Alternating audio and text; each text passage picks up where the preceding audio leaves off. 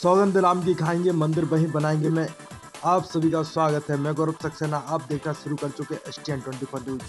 आज मेरे साथ हैं राम मंदिर आंदोलन के ऐसे कार सेवक जो 1990 में बाबरी ढांचा के आंदोलन में पहुंचे थे, जिसमें मुलायम सरकार के द्वारा इनके सिर पर गोली मारी गई थी।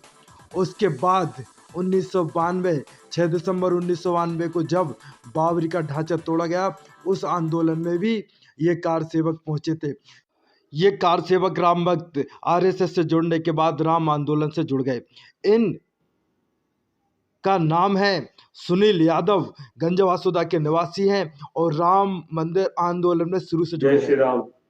जानते हैं सुनील यादव जी कैसे राम आंदोलन से जुड़े और जो उनको गोली लगी वो उनके पास है। आपका क्या कहना है? राम मंदिर का आंदोलन तो जुड़ने का जो मुख्य कारण रहा है, वो मुख्य कारण है संघ का स्वयंसेवक होना। लगभग 1972 से मैं संघ का स्वयंसेवक हूँ। इमरजेंसी से लेकर उसके बाद तक का स्वयंसेवक रहा। गण शिक्षक से लेकर और तहसील कार्यवाह तक ये मेरे ऊपर संघ के दायित्व रहे हैं। और जिस समय आंदोलन की शुरुआत हुई, उस समय मेरे ऊपर तहसील कार्यवाह का दायित्व था, वासुदा तहसील कार्यवाह का दायित्व था उसमें। तो आंदोलन से तो मैं 1984 से ही जुड़ गया था। जब राम जानकी रथ यात्रा हुई थी तो उस समय सीधे सीधे जुड़ाव कुछ था नहीं, लेकिन उस आंदोलन के निमित्त वहां खबर लेना करना और अपने स्वयंसेवकों को जानकारियां देना, इनकी चर्चाएं करना, ये लगातार चलती थी। और 1988 में मैं तहसील कार्यवाह का जब दायित्व आया तो पूरे आंदोलन की जिम्मेदारी मेरे ऊपर आ गई थी उस समय। और सक्रिय भूमिका के रूप में, क्योंकि कम उम्र थी, बहुत अति उत्साही व्यक्ति थे, तो उसके कारण लगातार हर कोई भी कार्यक्रम हो राम जन्मभूमि से संबंधित, उसमें लगातार सक्रियता हमारी बनी रहती थी। चाहे राम ज्योति रथ यात्रा हो, रामशिला पूजन हो, या सवा रुपए गांव से एकत्रित करना हो, ये जितने भी कार्यक्रम हुए हैं, या मंदिर में जब शिलान्यास हुआ था तो उस समय भी यहाँ पर उस सब विषय पर भूमिका करना, विभिन्न आंदोलनों में हिस्सा लेना, कार्यक्रम करते रहना, ये इसमें लगातार हमारी सक्रिय भूमिका रही। और हमारे साथ बहुत बड़ी टीम थी संघ की, जो साथ में कंधे से कंधा मिलाकर कार्य करती थी। उस समय मुख्य काम विश्व हिंदू परिषद और बजरंग दल के गठन को करवाना भी था। इस आंदोलन के दौरान जितनी भी यहाँ तहसीलें थी, सिरोही, लेटेरी, कुरवाई, बासोदा, विदिशा वगैरह तक में मतलब हमारी सक्रिय भूमिका रही है। जहाँ जब भी कोई कार्यक्रम होता था, हम कार्यक्रमों में उपस्थिति रहती थी। और नियुक्तियां भी जो होती थी, उनके विषय में भी विचार विमर्श हुआ करते थे हमारे, कि कौन सा व्यक्ति बजरंग दल के लिए उपयुक्त है और कौन सा व्यक्ति विश्व हिंदू परिषद के अध्यक्ष के लिए उपयुक्त है और बजरंग दल के संयोजक के लिए कौन उपयुक्त है। ऐसी सारी चर्चाएं आपस में हुआ करती थी। इस तरह हम राम जन्मभूमि आंदोलन से जुड़ गए थे। और स्थिति भी ये रही कि हमारी आदत रही, दीपावली का भी समय हो, कुछ हो, जिस समय राम ज्योति रथ यात्रा चल रही थी तो लोग वह घरों में दीपावलियां मना रहे थे और हम एक ठेले पर राम ज्योति रखकर जगह जगह घर घर पूजन करवा रहे थे राम ज्योति का। तो ये कार्यक्रम लगातार हमारे, हम तब से जुड़े हुए हैं इन कार्यक्रम से।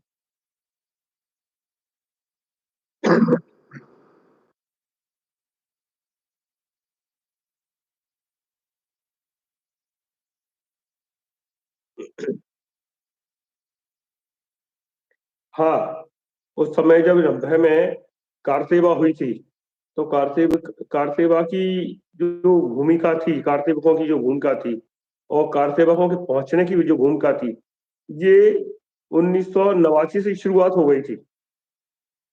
और 90 में ही विभिन्न बैठकें हुई, बहुत सारी बैठकें हुई, कार्यक्रम हुए, योजना बनी, कार सेवकों की भर्ती का अभियान चला।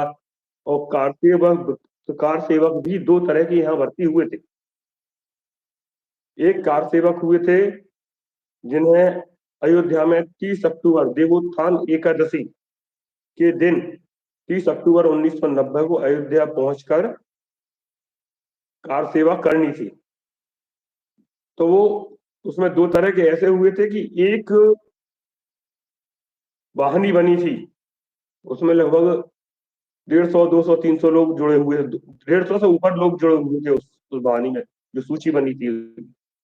उसमें उसका काम ये था कि वो यहाँ अयोध्या के लिए प्रस्थान करना है, लेकिन यदि कहीं पुलिस गिरफ्तार करती है, कुछ होता है, तो उनको वहीं जेल भरो आंदोलन भी जेलों में भर्ती, मतलब उनको पुलिस गिरफ्तार करती है तो उनको वहीं गिरफ्तार होकर और अपनी इतिश्री करना थी, बस। यानी जेल भरने का काम ज्यादा था उनका। दूसरी बनी थी एक गुप्त वाहिनी करके कार सेवकों की। उसका केवल एकमात्र उद्देश्य था कि किसी भी तरीके के साथ हमको अयोध्या पहुंचना है। अयोध्या पहुंचने के लिए आपको जो भी रीति नीति अपनानी पड़े, उस रीति नीति को अपनाना है। और ऐसे 20 कार सेवकों की सूची हमारी तैयार हुई थी जो अयोध्या जाने वाले थे, और उनमें ये तय हो गया था, ऊपर के निर्देश भी थे कि यदि कोई कार सेवक इन 20 लोगों में से कोई गिरफ्तार होता है तो उसके लिए किसी दूसरे कार सेवक को रुकना नहीं है, उस कार सेवक को उनको वहीं छोड़कर आगे बढ़ना है। और यदि आप गिरफ्तार भी हो जाते हो और आपको यदि मौका मिलता है तो आप मौका तलाश करके और जेल से भी भाग सकते हो, जेल से भागो, बचो किसी तरह पुलिस से। आपको अंतिम लक्ष्य 30 अक्टूबर के पहले अयोध्या पहुंचने का था। इसके लिए हम लगभग यहाँ से 12-15 दिन पहले यहाँ से रवाना हुए थे। बाकी लोग रवाना बाद में हुए थे, लेकिन हम 20 में से 18 लोग यहाँ से लगभग रवाना हुए थे, जो यहाँ से मानिकपुर, नैनी होते हुए और फिर प्रतापगढ़, सुल्तानपुर, अकबरपुर ऐसे होते हुए हम अयोध्या पहुंचे थे। यहाँ से पहली गिरफ्तारी हम लोगों की मानकपुर में हुई थी। मानकपुर में हम लोगों को गिरफ्तार कर लिया गया था पहले। तो हम 18 ही लोग नहीं थे, साथ में आधी ट्रेन कार सेवकों से भरी हुई थी, आधी में यात्री भी थे। पुलिस वालों ने वहीं मानकपुर में ट्रेन रोक ली थी, कहा कि जो भी कार सेवक है वो उतरे आए, हम उन सबको गिरफ्तार करते हैं। उन्होंने अंदाज लगा के लगभग कार सेवकों को गिरफ्तार भी किया।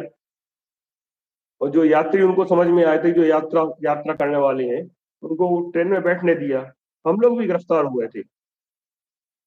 और लेकिन एक संयोग या भावना थी या संगठन की रीति नीति थी कि हमको एक कोड दिया गया था, एक बात हमसे कही गई थी कि आप किसी भी सरकारी अधिकारी के पास यदि जाते हैं और आपको कोई सहयोग की आवश्यकता है तो आप उनको जय श्री राम, जय श्री राम इस तरह के वो करेंगे और उसको आपको वो सही जवाब देता है तो समझ लो कि वो अप्रत्यक्ष रूप में आपका सहयोगी है।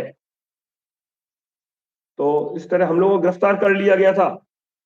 एक पुलिस इंस्पेक्टर थे जो उन सबका नेतृत्व कर रहे थे, तो इन लोगों को वहीं छोड़कर, हाँ ये इन लोगों को घेराबंदी करके रोक दिया था प्लेटफॉर्म के ऊपर। तो उनके बीच में से निकलकर मैं उनके पास पहुंचा और उनको जब मैंने जय श्री राम किया तो उन्होंने मेरे पर जय श्री राम किया। उनके हाव भाव से तो लग रहा था कि वो हमारे प्रत्यक्ष अप्रत्यक्ष सहयोगी जरूर रहेंगे। तो उनसे मैंने कहा, चर्चा करी उनसे कि हम लोग अयोध्या जाना चाहते हैं और हमें तो हर हालत में वहां पर पहुंचना है, हम यहाँ गिरफ्तार होना नहीं है। तो उन्होंने कहा कि हम तो सरकारी कर्मचारी हैं, हम तो आपको गिरफ्तार करेंगे ही, लेकिन आप एक काम कर सकते हो, जो बाकी यात्री ट्रेन के अंदर बैठ रहे हैं इन यात्रियों के साथ आप दौड़ लगाकर, जैसे ही ट्रेन चलना शुरू हो आप सारे लोग दौड़ लगाना और ट्रेन के अंदर बैठ जाना। हम आपके पीछे जरूर दौड़ेंगे, हम आपको पकड़ेंगे नहीं, दौड़ेंगे जरूर, और आप चढ़ के बैठ जाना, ट्रेन चली जाएगी, बात खत्म, हमारा कर्तव्य पूरा हो गया, आपका काम पूरा हो गया। ठीक है। तो ये सारी बात मैंने लौट कर अपने जितने साथ में हमारी कार सेवक थे उन सबको बता दी कि अभी हम यहीं ट्रेन के पास में खड़े रहे, पुलिस वाले हमको घेरे जरूर हैं, जैसे ही ट्रेन चलेगी तो सारे के सारे लोग दौड़कर ट्रेन के डिब्बे के अंदर घुसना है हमको। ट्रेन स्टार्ट हुई, जैसे ट्रेन स्टार्ट हुई तो हम लोगों ने दौड़ लगाते लगाते और सब डब्बों के अंदर भरा गए। इस तरह हम इलाहाबाद पहुंच गए थे। उस समय प्रयागराज को इलाहाबाद कहा जाता है। वहां पहुंच गए, वहां पहुंचकर रुके, इलाहाबाद में दर्शन वगैरह किए, सब घूमे फिरे। तो वहां भी कार सेवकों की बहुत गिरफ्तारियां हो रही थी। संयोग की बात थी कि जैसे ही हम आगे जाने के विचार बना रहे थे तभी पुलिस वालों ने हम लोगों को पकड़ लिया और पकड़कर सारे लोगों को नैनी जेल के लिए रवाना करने वाले थे। उसकी तैयारियां हुई, बस आ गई थी, बस में बिठाकर हमको नैनी जेल पहुंचा रहे थे। तो हमने कुछ कारते वो अपने लोगों से कहा कि अपने में से जितने लोग भाग सकते हो तो निकलकर भाग, मैं तो यहाँ से रुकूंगा नहीं, मैं भागूंगा, और मेरे साथ जो लोग भाग सकते हैं तो आ जाओ मेरे साथ। तो बस में बैठते बैठते हमने दौड़ लगा दी। दौड़ लगाई तो साथ में कुछ और कार सेवक, 10 12 15 12 कार सेवक हमारे साथ दौड़ लिए। कुछ गिरफ्तार हुए, कुछ दौड़ लिए हमारे। हम निकल कर वहां से भाग गए। तो वहां से जब हम भागे, क्योंकि हम लोग जहाँ जिस जगह हमको रखा गया था वो एक अस्थाई जेल बनाई गई थी असल में। अस्थाई जेल थी, पुलिस वाले उस समय एक विद्यालय जैसा था, उस विद्यालय में हम सबको रोक दिया था और कहा था आप गिरफ्तार हो। तो उसमें से हमको भागने का मौका मिल गया, हम भाग लिए वहां से। तो इस तरह हम नैनी से फिर स्टेशन पहुंचे और वहां से रात को के सारी ट्रेनें लगभग लगभग रद्द हो गई थी। और रद्द होने के बाद उन ट्रेनों को कुछ ट्रेनों को रवाना करने वाले थे। तो एक ट्रेन के मालूम पड़ा जो प्रतापगढ़ होती हुई शायद अयोध्या जाएगी। तो स्पष्ट तो पूछ ही नहीं पा रहे थे कि अयोध्या जाएगी कि नहीं जाएगी। हम लोग उसमें टिकट लेके अपने ट्रेन में बैठ गए। ट्रेन आगे बढ़ी और प्रतापगढ़ पर जाकर उस ट्रेन को कैंसिल कर दिया, रद्द कर दिया गया। सारे यात्रियों से कह दिया कि अब ये ट्रेन इसके आगे यहाँ नहीं जाने वाली, और सारे यात्री उतर जाओ। सब लोग उतर गए। रात को लगभग 12 बजे होंगे, लगभग 11 12 बजे के लगभग हम लोग जब वहां उतर गए, अनजान जगह अनजान शहर में हम लोग उतरे। अब कहाँ जाए, कहाँ सोए, कहाँ भोजन पानी की व्यवस्था हो। तो चूंकि नेतृत्व में कर रहा था, इसलिए मैंने कहा आप सब लोग प्लेटफॉर्म पर रुको, मैं कुछ तलाश करके आता हूँ कोई जगह मिलती है कि नहीं। संयोग की बात है, हम वहां से प्लेटफॉर्म के बाहर ही हुए तो कुछ स्थानीय लोग मिल गए। चर्चा के दौरान उन्होंने बताया यहाँ पुलिस बहुत है, वो सामने घंटा घर है, उस घंटा घर में एक वो पूरे मिलिट्री वाले उसमें ठहरे हुए हैं और कार सेवकों को निरंतर गिरफ्तार कर रहे हैं पुलिस वाले, और मिलिट्री वहां ठहरी हुई है। तो आप तो मुश्किल है जा पाओ कहीं कोई, अगर कोई स्थानीय कोई किसी व्यक्ति का पता दो। तो उन्होंने कहा अब हम इस समय तो कोई हमारी जानकारी में नहीं है। अचानक मेरे दिमाग में भी आया क्यों ना हम एक काम करें। तो मैं सीधा उस घंटा घर पे पहुंच गया। घंटा घर पर पहुंच के सीधा ऊपर चढ़ गया। ऊपर जाने के बाद वहां उनके अधिकारी, जो मिलिट्री के जो अधिकारी थे, अफसर बैठे हुए गप मार रहे थे, तो उनके पास जाकर खड़ा हो गया। थोड़ा उन्होंने डांटा डपटा भी और कहा कि यहाँ क्यों आए हो, यहाँ मिलिट्री पड़ी हुई है, हम तुमको पकड़ सकते हैं, गिरफ्तार कर सकते हैं, ऐसी बातें हुई। तो हमने कहा, तो हमने क्या कहा, मैं अकेले ही था, तो मैंने उनको बताया कि हम कार सेवक हैं और अयोध्या जाना चाहते हैं। तो उनका सीधा जवाब था कि तुम कार सेवक हो और अयोध्या जा रहे हो और हमसे कुछ अपेक्षा रख रहे हो क्या? हमसे जो अपेक्षा रखोगे तो हम तुम्हें राम जन्मभूमि की जगह किस जन्मभूमि पहुंचाएंगे? हम तो तुमको गिरफ्तार करेंगे और जेल में बंद कर देंगे। क्योंकि अब आप चाहे जेल में बंद करो या कुछ करो, लेकिन हमें तो किसी भी तरह राम जन्मभूमि अयोध्या पहुंचना है। आप यदि कोई मार्गदर्शन दे तो आप दें, नहीं तो फिर गिरफ्तार कर लें। तो उन्होंने कहा ठीक है, तुम अभी हमारे पास आए हो, हम अकेले तुमको क्या गिरफ्तार करेंगे। कहने लगे, एक काम करो, तुम यहाँ से जाओगे, पास में एक स्कूल है कहीं, उसके कोई शिक्षक हैं, उनसे संपर्क कर लो, वो आपको सही रास्ता बता देंगे आपको कैसे जाना। तो हम वहां से उतरे, तो एक जगह कुछ लोग खड़े मिल गए थे, उनसे उनका पता पूछा और उनका ये पास में ये गली है, इस गली में उनका घर है, उनसे मिल लो। वो कार सेवकों से बहुत मिलते हैं। हम उनके पास गए, उनको दरवाजा खटखटाया, बातचीत करी, वो निकल कर बाहर आए। हमने जब उनको बताया कि हम कार सेवक हैं और हमारे साथ लगभग 20-25 लोग हैं, 20-25 लोग इस तरह हो गए थे हम कि कुछ तो हमारे साथ वाले थे और कुछ रास्ते में मिलते गए थे। ऐसे हम 20-25 लोग हो गए थे इस समय, जो उस ट्रेन से उतरे थे, सब इकट्ठे हो गए थे। अब सब कार सेवक थे, इसलिए सब वहीं इकट्ठे एक साथ थे। तो उन्होंने कहा रुको हम आते हैं। वो अंदर गए, कपड़े पहने उन्होंने और कहा कि तुम उन सब लोगों को लेकर आ जाओ यहाँ पे। तो गलियों में से होते हुए प्लेटफॉर्म से हम उन सबको लेकर उनके पास पहुंचे। उन्होंने हमें साथ में लिया और आ गए, एक स्कूल में ले गए। स्कूल में और भी कार सेवक कुछ रुके हुए थे, 8-10 कार सेवक वहां भी रुके हुए थे। वहां उन्होंने रुकने की व्यवस्था की। फिर उन्होंने हम सबके भोजन पानी की व्यवस्था भी की और कहा कि सुबह 4-5 बजे आप यहाँ से रवाना हो जाना। लेकिन समस्या ये है कि आप जाओगे कैसे? जो प्रतापगढ़ के बाहर पुल बना हुआ है, पुल पर मिलिट्री लगी हुई है, पुलिस वाले लगे हुए हैं, वो हर आने जाने वाले से पूछताछ कर रहे हैं और आप वहां जाके गिरफ्तार हो जाओगे। हम कहा देखेंगे, जैसा जो कुछ होगा तो हम समझेंगे उसको। सुबह हुई, चाय वगैरह पीकर हम वहां से निकले। गलियां होते हुए जब हम उसके पुल के पास पहुंचे तो मालूम पड़ा वहां तो मिलिट्री भी और पुलिस वाले सब, उन्होंने बैरिकेड्स लगाकर सारा रास्ता बंद कर रखा था और हर आने जाने वाले से पूछताछ कर रहे थे। बसें बिल्कुल बंद हो गई थी। बसें, इधर की बस इधर खड़ी थी, उधर की बस उधर खड़ी थी और हर व्यक्ति से वो पूछताछ कर रहे थे। और जैसे ही हम लोग पहुंचे, हम लोगों को घेर लिया पुलिस वालों ने और घेर कर उन्होंने फिर पूछताछ करी तो उनको समझ में आ गया कि हम कार सेवक हैं। तो सबको गिरफ्तार करके बस में बिठा लेकर प्रतापगढ़ के इधर जेल पहुंचाने की कोशिश की उन्होंने। तो हम लोग बस में बैठ गए सारे लोग। तो उन्होंने बस में बैठे तो उनका हमारा लक्ष्य तो यार यहाँ का है ही नहीं और यहाँ बहुत सख्ती के साथ हमको गिरफ्तार किया है और यहाँ भागने की उम्मीद हमें दिख ही नहीं रही थी। तो जितने कार सेवक थे, पूरी बस कार सेवकों में फुल भरा गई थी और कार सेवक खड़े हुए भी थे। यानी समझ लो 60-70 कार सेवक उस समय उस बस के अंदर थे। हम कहा हम तो किसी भी हालत में रुकने वाले नहीं है, हम गिरफ्तारी देंगे, हम तो यहाँ से भागेंगे। अब आप लोगों का दायित्व है कि हमें भागने में सहयोग करें।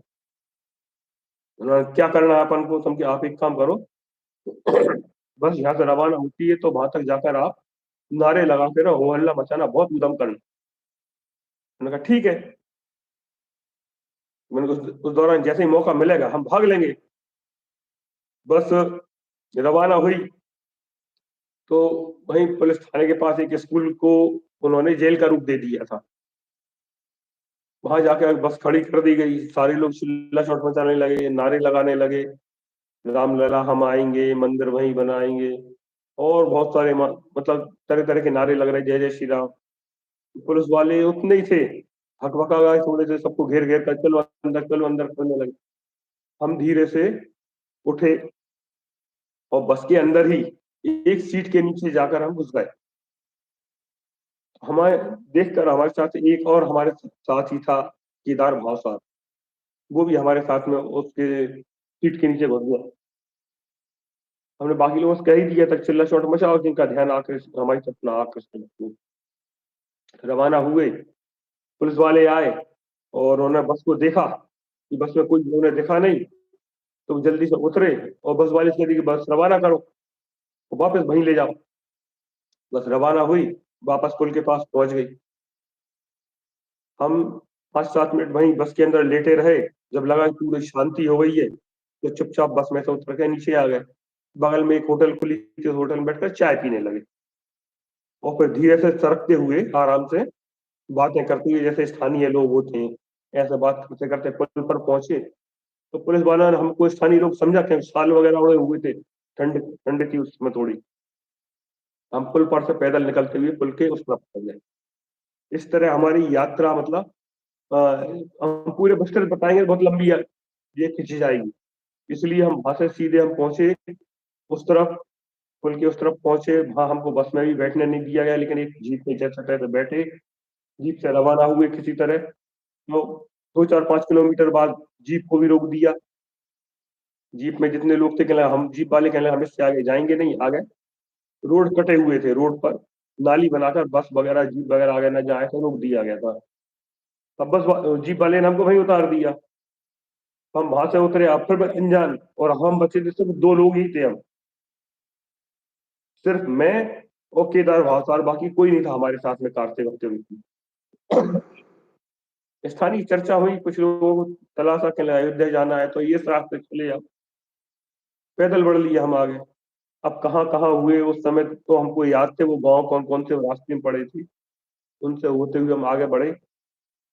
और कहीं जीप मिल गई, जीप में बैठे थे, तो कहीं बैलगाड़ी में बैठ गए, कहीं तांगा मिल गया उसमें बैठ गए। ऐसे करते हुए हम वहां से सुल्तानपुर पहुंचे। सुल्तानपुर में पहुंचे तो वहां पर भी बहुत ज्यादा जबरदस्त पुलिस वाले खड़े हुए थे, और वहां बहुत सारे कारसेवक गिरफ्तार हो रहे थे। हमारे सामने ही 4 बसें भरकर कारसेवक गिरफ्तार हुए। लेकिन बहुत अच्छी बात ये भी थी कि गिरफ्तार हो रहे थे, पुलिस वाले उनको ले जा रहे थे, और स्थानीय जो लोग थे वो उनके साथ भी बहुत अच्छा सहयोग कर रहे थे। वहां पहुंचे, कुछ लोग इनको पैकेट, भोजन के पैकेट दे रहे थे कार सेवकों को, जो जाने वालों को, कुछ पानी की व्यवस्था कर रहे थे। तो ऐसे लोगों को हमने देखा तो उनके साथ में बातचीत करी, तो उन्होंने बताया यदि आपको आगे जाना है तो यहाँ एक कुछ कार सेवक और है, उनके पास तो पहुंच जाओ। तो उन्होंने हमें उनसे मिलवा दिया, तो वो लोग हमें फिर पैदल लेकर वहां से रवाना हुए। उधर से फिर हम अकबरपुर तक पहुंचे। अकबरपुर में भी गिरफ्तारियां बहुत हो रही थी, वहां से भी हम निकले किसी तरह। तो अकबरपुर में हमें एक आर्य जी थे, उनके साथ उनका उनसे मुलाकात हुई। वो स्थानीय व्यक्ति थे, और उनका, वो संघ के स्वयंसेवक थे, और उनका एक ही काम चल रहा था उस समय कि किसी भी तरह कार सेवकों को अयोध्या की दिशा में रवाना करवा। जब हम पहुंचे तो हमारे साथ होते होते 25 30 40 कार सेवक हो गए थे, कम से कम 40 कार सेवक होंगे उस समय। तो सब लोगों ने मिलकर फिर उन्होंने कहा ठीक है आप, उन्होंने रात में हमें रुकने की व्यवस्था करी। कल सुबह अपन 4 बजे यहाँ से रवाना हो। तो वो हमको लेकर फिर गांव के रास्तों से फिर आगे बढ़ गए हम। इस तरह अकबरपुर से हम होते हुए 2 3 दिन में, 2 दिन बाद अयोध्या लगभग लगभग पहुंच गए थे। लोगों के भाव इतने अच्छे थे कि हम जिन गांव से गुजरते थे, उन गांव के लोग हमें भोजन पानी की व्यवस्था करते थे, चाय लस्सी पिलाते थे। और चूंकि पैदल चल रहे थे हम, अभ्यास सही नहीं हमको पैदल चलने का, तो वहां के स्थानीय लोग हम लोगों की इतनी सेवा करते थे, कहते हम तो वहां कार्तिका के लिए नहीं जा पा रहे, लेकिन आप लोग जा रहे हो राम जी के कार्य के लिए, तो हमें तो आपकी सेवा करने का ही मौका मिल जाए, यही बहुत है। इस तरह वो, हम जब वहां रुकते थे रात्रि में, तो वो गांव में हमको रोकते नहीं थे, गांव के बाहर ही रोकते थे। गांव के अंदर में डर लगता था, क्योंकि पुलिस बार बार छापे मार रही थी। तो खलिहानों में रोक देना हमको, और भाई रोकते, हमारी सेवा करते, पाँव दबाते, पैरों में सूजन आ गई थी तो सरसों के तेल से मालिश भी कर देते गांव वाले खुद, इतनी सेवा कर रहे थे। खाने पीने की व्यवस्था करते, रात भर पहरा देते, और सुबह 4 5 बजे हमको फिर रवाना कर। इस तरह हम, मतलब लोगों की भावना इतनी ज्यादा भावुक थी स्थानीय लोगों की, वो बहुत सेवा कर रहे थे हमारे। और वो दूध वालों के साथ हमको रवाना कर देते थे कि ये दूध वाले जा रहे हैं, ये इस तरफ जा रहे हैं, फलाने गांव तक इनको छोड़ देना। तो दूध वालों के साथ हम भी चले जाते थे, ऐसे करते हुए हम अयोध्या पहुंच गए। अयोध्या के बाहर ही हम जब पहुंचे तो कुछ संत मिल गए, और उनसे बातचीत हुई। चले कार सेवकों, अंदर कार सेवक तो हैं थोड़े बहुत, पुलिस और मिलिट्री बहुत। चले चलो हम आपकी व्यवस्था करते हैं। वो हमको लेकर वहाँ एक आश्रम में पहुंचे, श्यामा सदन आश्रम। उस आश्रम में हमारे रुकने की व्यवस्था हो गई। वहाँ के संत जी थे, उन्होंने, उनके पास हम पहुंचे। वहां भी 7 8 कार सेवक थे, और हम भी गिरफ्तार होने के बाद कुल बहुत ज्यादा कार सेवक नहीं बचे थे, 20 25 ही मुश्किल होंगे कार सेवक इस समय जो पहुंच पाए थे। पहुंचे, वहां रुके, दिन भर वहीं रुके रहे हम। शाम हुई तो अयोध्या के ही निवासी कुछ संघ के स्वयंसेवक और लोग शाम को आए वहां पे। उन्होंने पूछताछ करी महंत जी से। उन्होंने कहा कुछ सेवक आए, ठहरे हैं आप, बात कर लो। उन्होंने हमसे बातचीत करी, तो बातचीत बहुत अच्छे तरीके से हुई, परिचय हुआ, बातचीत हुई। उन्होंने कहा कि आपको रुकने में कोई दिक्कत तो नहीं है? हमने कहा, नहीं है, बढ़िया रुके हैं यहाँ पे। तो अन्य और बातचीतों में उन्हें फिर मालूम पड़ी कि अयोध्या के आसपास गांव में बहुत सारे कार सेवक रुके हुए हैं, लेकिन वो आ नहीं पा रहा है। और हम लोगों को डर लगता है कि हमें सब पहचानते हैं, पुलिस वाले भी पहचानते हैं कौन है, और इन कार सेवकों को किसी तरह अयोध्या के अंदर लाना है, और हमें कोई साथी नहीं मिल रहे। उनका हम आपके साथ में हो जाते हैं। तो हम उनके साथ में हुए, फिर और दूसरे 2 3 4 कार सेवक और हमने तैयार कर लिए, जो हमारे साथ गए तैयार हो गए थे। उनका आप हमारे साथ चलोगे? चलो, लेकिन ये पक्का मान के चलना, गिरफ्तार भी हो सकते हैं और पिटेंगे भी, अपन पिट भी सकते हैं। कहले नहीं, हम आपके साथ में है। कुछ अच्छे उत्साही कार सेवक थे, वो सब साथ में हो गए। तो उन्होंने कुछ हमें गांव के नाम बताए। तो एक बाल संत था, एक बाल संत, उसने कहा कि मुझे पुलिस वाले क्या करेंगे। और जो महंत जी थे उन्होंने भी कहा कि हाँ, इसको ले जाइए, इस गांव के रास्ते जानता है, इसको ले जाओ, ये गांव तक आपको पहुंचा देगा। तो वो बाल संत हमको लेके जाता था, जिन गांव में कार सेवक होते थे वहां जाता था। वहां से उन कार सेवकों को हम गलियों, अपने पगडंडियों और जंगली रास्ते से होते हुए, सरयू किनारे होते हुए अयोध्या के अंदर लहराते थे। इस तरह हमने श्यामा सदन आश्रम के अलावा आसपास के 5 7 आश्रमों में 3 दिन के अंदर, 3 4 दिन में हमने लगभग 2000 कार सेवक आसपास के गांव से इकट्ठे करके अयोध्या के अंदर प्रवेश करा दिए। और हमारी इस स्थिति को देखते हुए जो स्थानीय जो लोग थे, संघ के स्वयंसेवक थे, उनसे और स्थानीय आसपास के लोगों से बहुत आत्मीयता बढ़ गई थी। सब हमें व्यक्तिगत नाम से और उससे परिचय परिचय हो गया था। और हम दोपहर में बैठकर हम सब अलाव जलाकर बहुत बातचीत हुआ करती थी। तरह तरह की बातचीतें चर्चा चला करती थी। इस तरह 30 अक्टूबर हम 2000 कार सेवक लोग आसपास इकट्ठे हुए थे।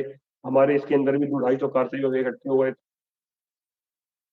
अब इतने कार सेवक, हलचल तो मचती रहती है।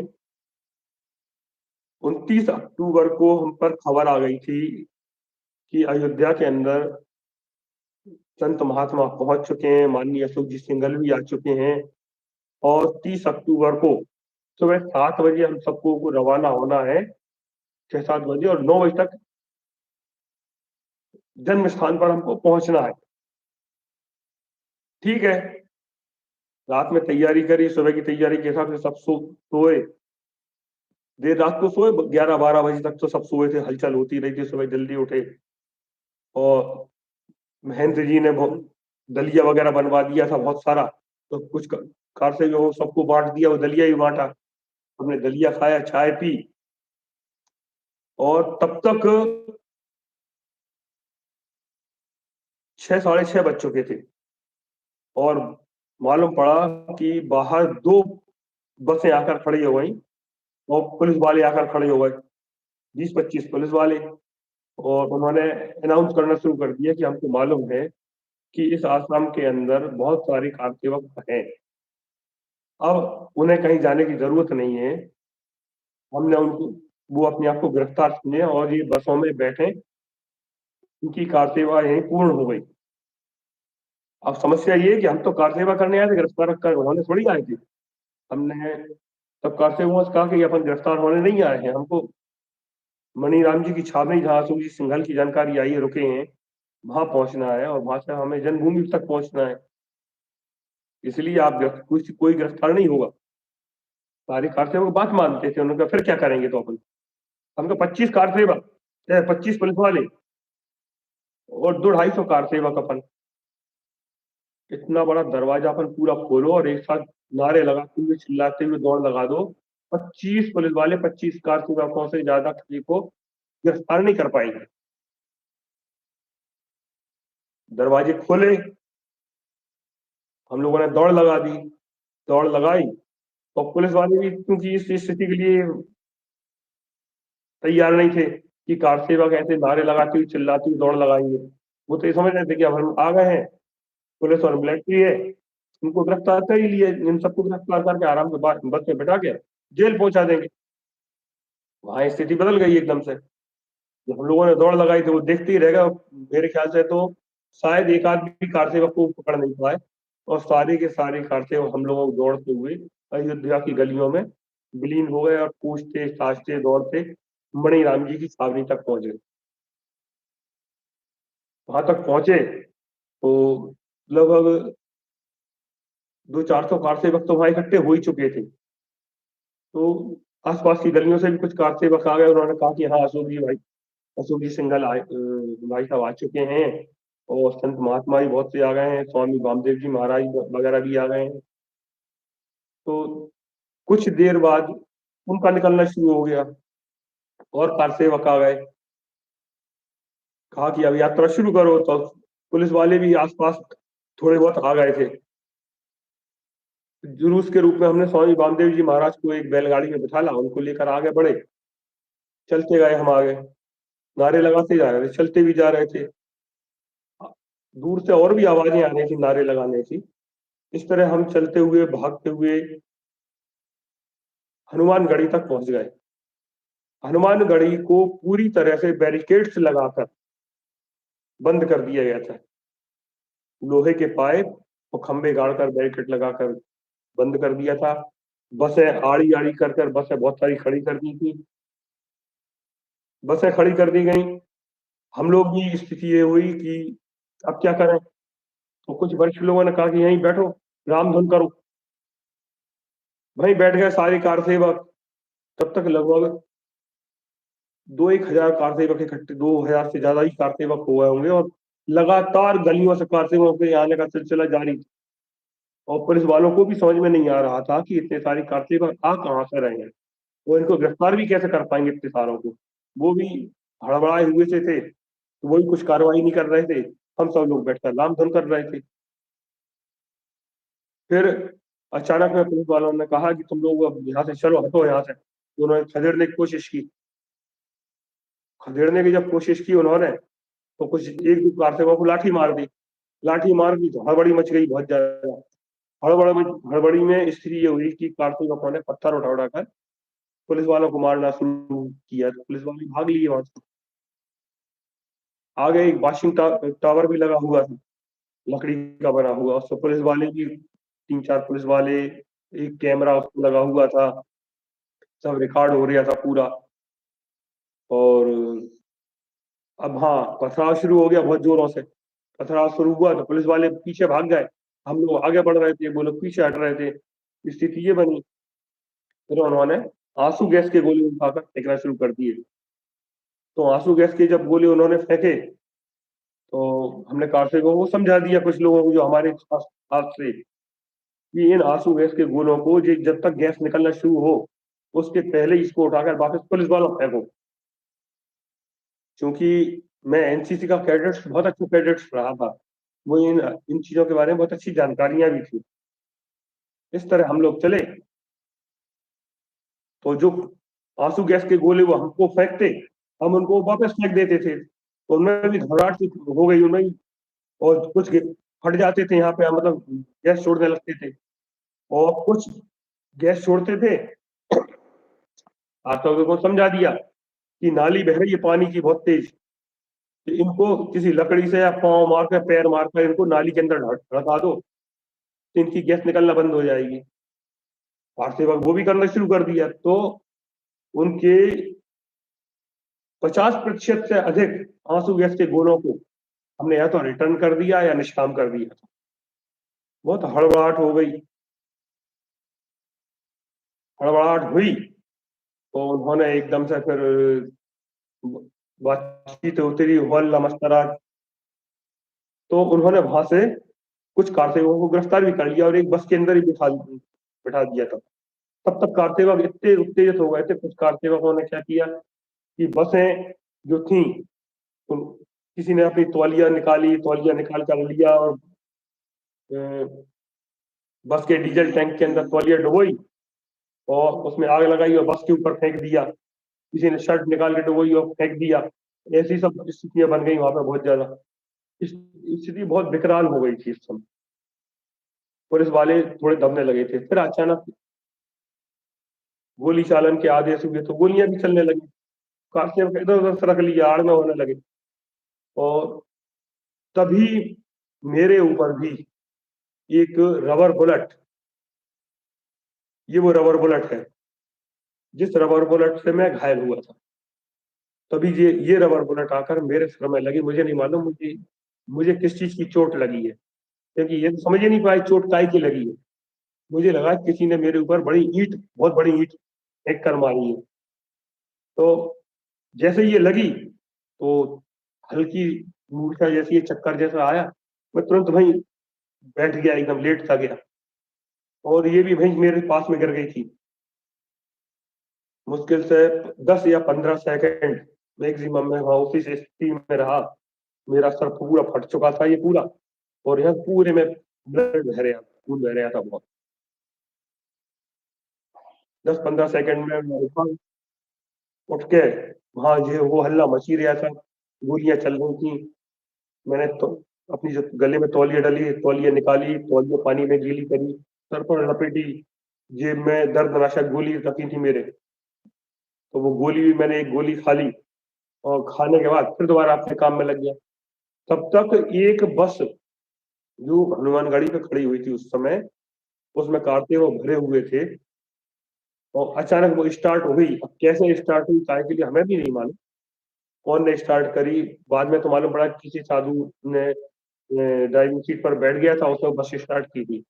बस स्टार्ट हुई और सीधे राम जन्मभूमि की ओर दौड़ने लगी। जितने बैरिकेड थे वो सब उस बस के कारण टूट के चले गए। हमने देखा कि बैरिकेड्स टूट गए हैं और बस आगे चली जा रही है, और सब बैरिकेड्स टूटते जा रहे हैं। और हम भी सबके साथ दौड़ लगा के उस बस के पीछे भाग लिए। और राम जन्मभूमि के द्वार पर हम पहुंच गए वहां पर।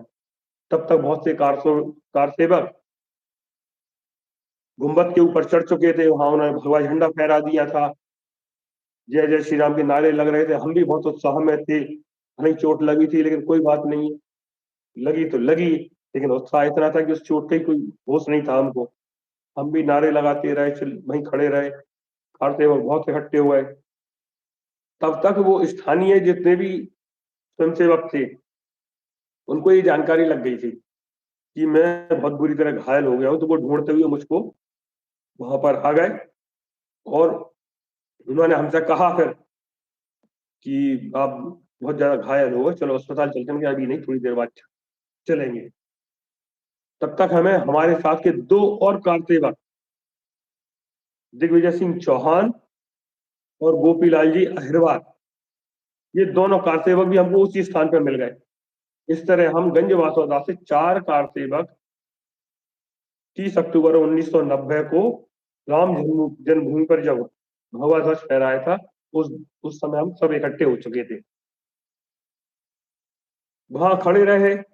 तब तक पुलिस वाले भी आ गए, कुछ अधिकारी वगैरह भी आ गए। उन्होंने लोग समझाना शुरू किया कि आप लोगों की कार सेवा हो गई है, भगवा ध्वज फहरा दिया है, चलो तो आप लोग अपने अपने घर जाओ, लौटो वापस। और हजारों की संख्या में कार सेवक थे। पुलिस इतनी कारों को गिरफ्तार करने की स्थिति में थी नहीं कि कैसे करते। और जिस काम के लिए रोका था वो काम हो ही चुका था।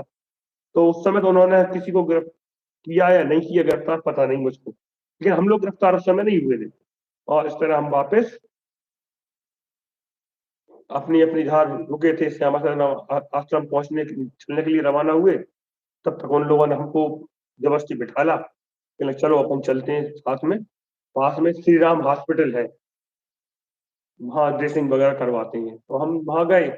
अब वो हमको ले गए, हमको वहां भर्ती करवा दिया। घास चूंकि बहुत ज्यादा था, तो वहीं हॉस्पिटल में हमको भर्ती कर दिया। वहीं ड्रेसिंग हुई, टाँके वाँके लगे, ड्रेसिंग करी। तो वहीं बेड वगैरह मिल गया हमको, वहीं खाना मिल गया, वहीं हमको रुकने की बोल दिया। अब आप यहाँ से जाएंगे नहीं, अभी आपकी छुट्टी नहीं हो सकती अभी आपकी, आप घायल ज्यादा है।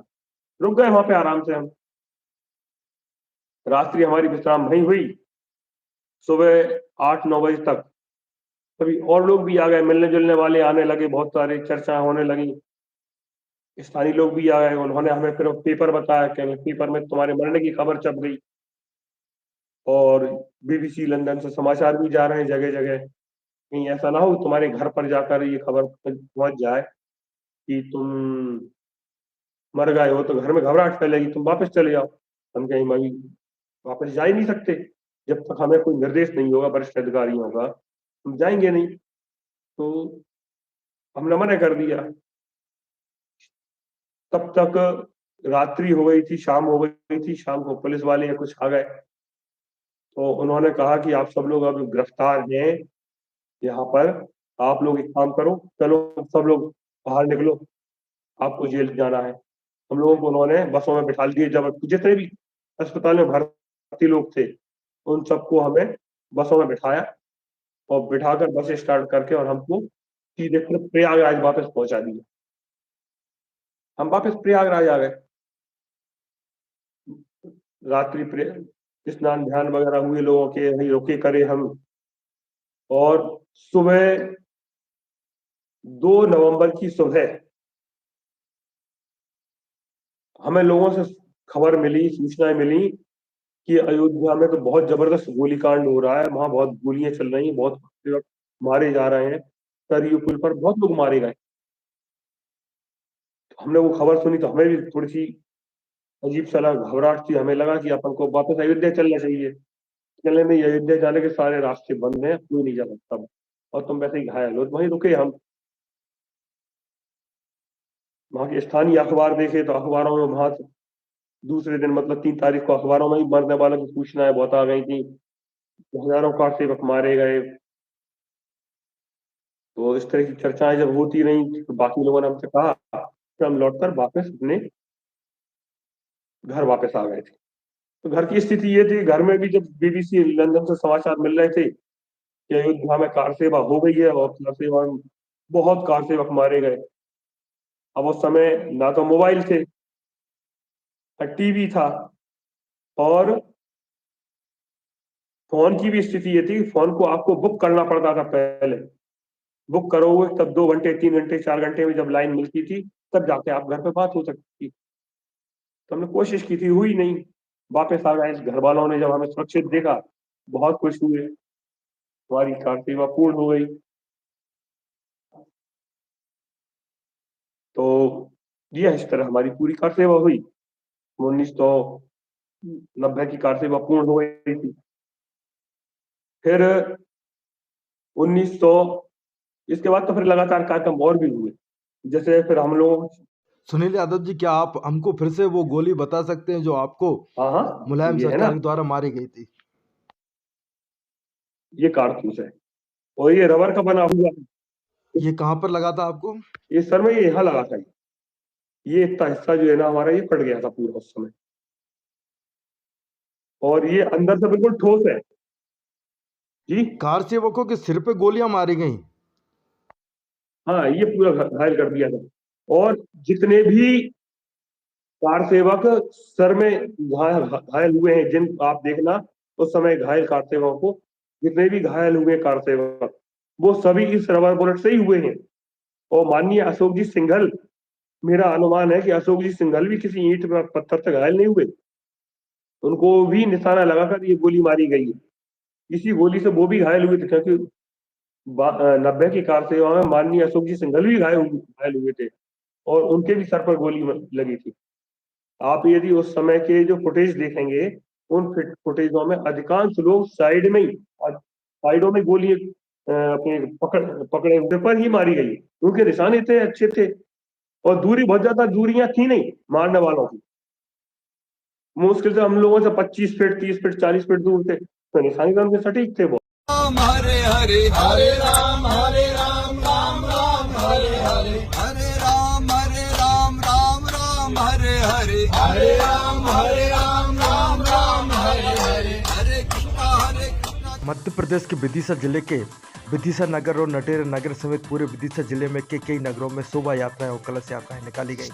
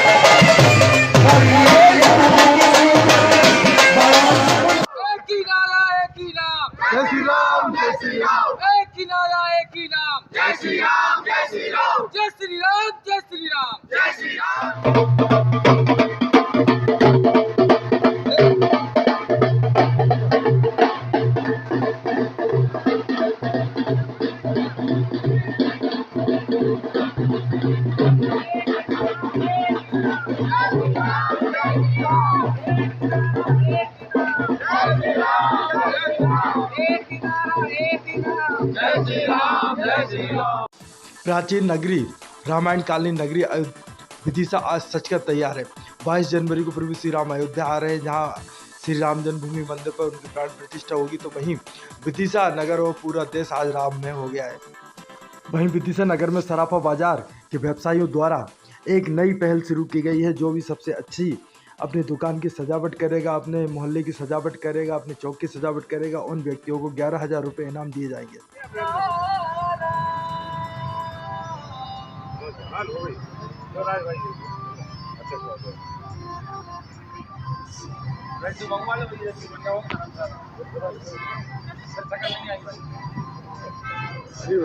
बोलो भगवान श्री राम की जय। रघुनंदन भगवान की। कठिन संघर्ष के बाद आज हमारे रामलला अयोध्या में भव्य मंदिर में प्राण प्रतिष्ठित हो रहे हैं। यह खुशी हम सराफा एसोसिएशन वाले भी यहाँ विदिशा में बड़े बाजार में मना रहे हैं। और ये सराफे के इतिहास में भी पहला मौका है कि इतने संघर्ष के बाद भी आज हम ये कार्यक्रम मनाने में सक्षम हो रहे हैं। और हम लोगों ने यहाँ पर बहुत बढ़िया लाइट की व्यवस्था, कल यहाँ पे वो भी बन जाएगा मंदिर, लड्डू वितरण, आरती प्रसादी का, आतिशबाजी का पूरा कार्यक्रम रखा है। मैं सभी शहरवासियों से अनुरोध करता हूँ कि वे अधिक से अधिक संख्या में हमारे कार्यक्रम में सम्मिलित हो और धर्म का लाभ लें। तो कल यहाँ पे मंदिर निर्माण का काम भी होगा। कल यहाँ मंदिर निर्माण का काम होगा। वहाँ पे भगवान श्री राम विदिशा में 2 बार आए थे, क्या कहना है आपका? ये तो विदिशा का सौभाग्य है। और विदिशा वैसे भी प्राचीन और ऐतिहासिक नगरी है। और देखा जाए तो वेत्रवती को गंगा के बाद माना जाता है, उसका भी महत्व। चरण तीर्थ घाट इस बात का प्रमाण है। भगवान श्री राम के चरण विदिशा में पड़ने और ये विदिशा का सौभाग्य है। और आज विदिशा नगर में वैसे तो पूरे हिंदुस्तान में, बल्कि कहना चाहिए पूरी दुनिया में सैकड़ों वर्षों के संघर्ष के बाद जो भव्य राम मंदिर का जो निर्माण हुआ है, वहाँ जो भगवान श्री राम की प्रतिमा प्राण प्रतिष्ठित की जा रही है, उसको लेकर अभूतपूर्व उत्साह का वातावरण। और विदिशा में भी पूरी चारों दिशाओं में, पूरे विदिशा में जबरदस्त उत्साह का वातावरण है। लेकिन इसके बाद भी सबसे अच्छा माहौल, सबसे अच्छी सजावट विदिशा में सराफा एसोसिएशन के द्वारा की गई है। और निश्चित रूप से सराफा एसोसिएशन इस बात की बधाई की पात्र है। और इसको देख के पूरे विदिशा में अभूतपूर्व उत्साह का संचार हो रहा है। लोग बढ़ चढ़कर विदिशा नगर को सजा रहे हैं और ये प्रयास कर रहे हैं कि इस अवसर को ऐतिहासिक बनाया जाए, अभूतपूर्व बनाया जाए। इसलिए पुनः सभी विदिशा वासियों को बहुत बहुत आभार, शुभकामनाएं। ऐतिहासिक है और हम सभी जानते हैं कि विदिशा नगर में वेत्रवती जो भगवान श्री राम के चरण पड़े हुए हैं और इसको हमें पूरी तरह सहेजना चाहिए। फिर भी हम ये कोशिश कर रहे हैं कि बड़े बाजार में उनका भव्य मंदिर निर्माण कर रहे हैं और उनकी आरती करेंगे, दोनों टाइम प्रसाद वितरण करेंगे।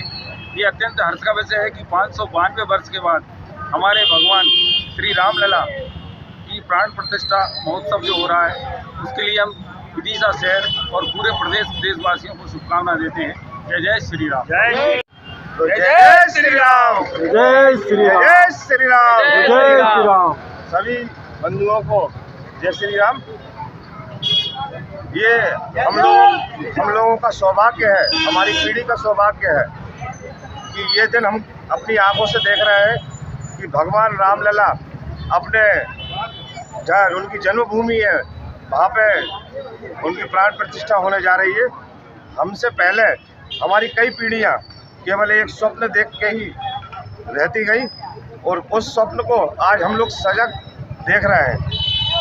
ऐसे इस वातावरण में विदिशा शहरवासियों ने भी अपने पूरे उत्साह से पूरे विदिशा को अयोध्या मान के इसको पूरा सजा रहे हैं। पूरे रामलला की जैसी बहुत तैयारी चल रही, वैसे तो यह नहीं कर सकते, लेकिन उसको माध्यम बना के पूरी दिवाली का माहौल बनाया जा रहा है कि जैसे दीपावली पे भगवान राम पहले आए थे, तो अभी इसको भी दीपावली एक नई दीपावली हो गई है। ये 22 तारीख की हमेशा शायद हो सकता है परंपरा डल जाए कि हमेशा ये 22 तारीख को 22 जनवरी को नई दीपावली बने। और उसी तारतम्य में विदिशा में सराफा एसोसिएशन की ओर से पूरे सराफा एसोसिएशन ने सहयोग कर, पूरे बड़े बाजार के लोगों ने सहयोग कर ये पूरे वातावरण तैयार किया है। और इसी वातावरण को शहर में आगे कैसे जाए, तो इसलिए सराफा एसोसिएशन ने 11,000 रुपये का पुरस्कार भी रखा है कि जो भी सबसे अच्छी लाइट डेकोरेशन या सजावट करेगा या चौराहा सजाएगा, दीप प्रज्वलित करेगा, तो उसके लिए 11,000 रुपये की इनाम भी यहाँ से सराफा एसोसिएशन की तरफ से वितरित की जाएगी। बोलो जय जय श्री राम। सभी धर्म प्रेमी बंधुओं को सादर प्रणाम। रामलला के अभूतपूर्व आयोजन के लिए हम सभी यहाँ एकत्रित हैं। सराफा संघ के सभी सदस्य तन मन धन से सहयोग कर रहे हैं और इस कार्यक्रम को भव्य रूप दिया जाएगा। रामलला का पुरुषार्थ आगे भी हम सब में ऐसे ही विराजमान रहे, उनकी हम कामना करते हैं। मोदी जी के अभूतपूर्व साहस के कारण आज सारे हिंदुस्तान में इकट्ठे हो चुके हैं और ये बहुत बड़ा निर्णय है। हम सभी इसका स्वागत करते हैं, तन मन धन से सहयोग करेंगे, आगे भी प्रभु कृपा से उनके सारे काम करेंगे। जय श्री राम। अभी आप जो ये तस्वीरें देख पा रहे हैं विदिशा के चरण तीर्थ घाट की हैं, जहां पर भगवान श्री राम त्रेता युग में आए हुए थे और उन्होंने यहां पर अपने चरण छोड़े थे। 500 साल का लंबा संघर्ष हिंदू वीरों का, और ये विदिशा में भगवान श्री राम के पद चिन्ह, कैसा क्या इतिहास है इनका? माँ बैत्रवती के पावन तट पर चरण तीर्थ धाम पर भगवान श्री राम के चरण अंकित है। भगवान श्री राम अपने पूरे जीवन काल में 2 बार विदिशा पधारे हैं। एक बार बन जाते टाइम, दूसरे पुष्कर जाते टाइम। बन जाते टाइम में भी वहाँ सीता की खोज में निकले हैं, तब प्रभु यहाँ आए हैं। और जब पुष्कर जा रहे थे तो पुष्कर जाते समय उन्होंने यहाँ स्नान किया है और चवन ऋषि की आज्ञा से और मार्कंडेय ऋषि की आज्ञा से उन्होंने अपने पिता का श्राद्ध किया, चवन कुंड में स्नान किया। और चवन ऋषि के आशीर्वाद से उस समय से ये जगह जो है चरण तीर्थ के नाम से प्रसिद्ध है और यहाँ चरणों का पूजन होता है। भगवान श्री राम के यहाँ चरण अंकित हैं और हमारी ये मान्यता है कि भगवान श्री राम विदिशा 2 बार आए। शत्रुघ्न के पुत्र शत्रुघाती की राजधानी विदिशा रही, इसलिए भी विदिशा से भगवान का गहरा नाता रहा है। और आज भी पूरे भारतवर्ष में, मध्य प्रदेश में और पूरे जिले में इस बात को बहुत आस्था के साथ लिया जाता है कि भगवान श्री राम विदिशा पधारे और उनके यहाँ चरण चिन्ह अंकित है। ये बेतवा के घाट तो भगवान श्री राम का आना हुआ। यहाँ पास में बगलामुखी माता जी का मंदिर है, वहाँ पे भी बताते भगवान श्री गणेश और माता जी की प्रभु श्री राम ने पूजा अर्चना की। ऐसा किंवदंतियों पे आधारित ये जगह बहुत महत्वपूर्ण है और विदिशा जो नगर है वो उज्जैन और काशी के समकक्ष नगर है और त्रेता युग से ही है। यहाँ अगर थोड़ी दूर पर जाएंगे तो एक त्रिवेणी मंदिर है, वह त्रिवेणी संगम में राम और लक्ष्मण की ही प्रतिमा है, सीता जी उनके साथ नहीं है। इसलिए ऐसा माना जाता है कि भगवान श्री राम यहाँ केवल राम और लक्ष्मण दोनों भाई आए हैं, सीता जी जब उनके साथ नहीं थी। ऐसी स्थिति में वन में जाते हुए और पुष्कर जाते हुए भगवान श्री राम पधारे। ऊपर जाके एक चरोल वाली माता है जहाँ गौरी गणेश का जो है स्थान है। ऐसी भी मान्यता है कि भगवान ने वहाँ जाकर पूजन अर्चना की है। अतः ये पूरा का पूरा क्षेत्र जो है ये जो है भगवान श्री राम के आस्था का बहुत बड़ा विषय है यहाँ पर और उन पर बहुत मान्यता है। और माँ बैत्रवती में उन्होंने स्नान करके जो है अपने जो उनको रावण वध के कारण ब्रह्म हत्या का दोष लगा था उससे मुक्ति पाई है।